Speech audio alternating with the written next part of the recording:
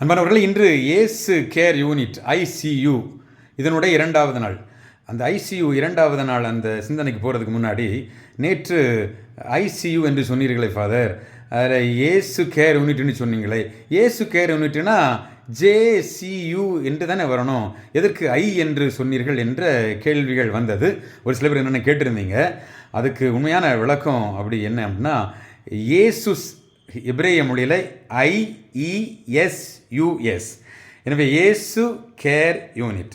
எனவே தவக்காலத்தினுடைய இரண்டாவது நாளாகிய இன்று இயேசு கேர் யூனிட்டில் நாம் எதை பரிசோதிக்க போகிறோம், என்ன பரிசோதனை செய்ய போகிறோம் ஐசியூவில் அப்படின்னா, இன்றைக்கு திருப்பாடல் ஆசிரியர் மிக தெளிவாக தன்னுடைய திருப்பாடல் ஒன்றிலே சொல்லுகின்றார், இகழ்வாரின் கூட்டத்தில் அமராதவர் நற்பேறு பெற்றோர் என்று சொல்லுகின்றார்.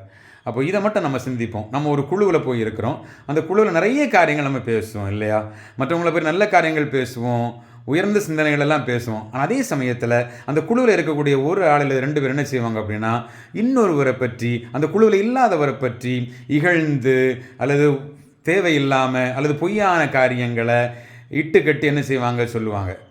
இந்த நேரத்தில் நாம் என்ன செய்திருக்கிறோம்? நாமும் அவரோடு சேர்ந்து தலையாட்டி இருக்கிறோமா, அல்லது அவருக்கு பாயிண்ட் எடுத்து கொடுத்தது மாதிரி இன்னும் நிறைய காரியங்களை நாமும் தவறாக சொல்லி இருக்கிறோமா என்று சிந்திப்போம். அப்போ இன்றைக்கு இந்த ஐசியூவினுடைய இரண்டாவது நாள், அந்த ஐசியூக்குள்ள நம்ம இருக்கிறோம்.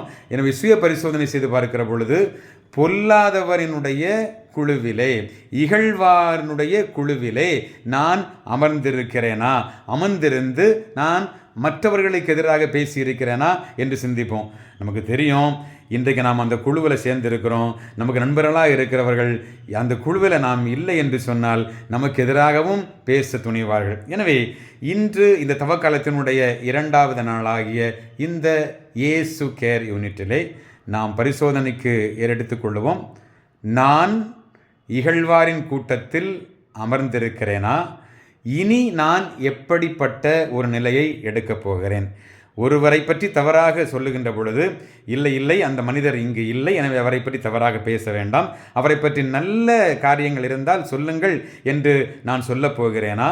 இல்லை அந்த இகழ்வாரினுடைய கூட்டத்திலே நான் அமராமல் எழுந்து வெளியே சென்று விடப் போகிறேனா?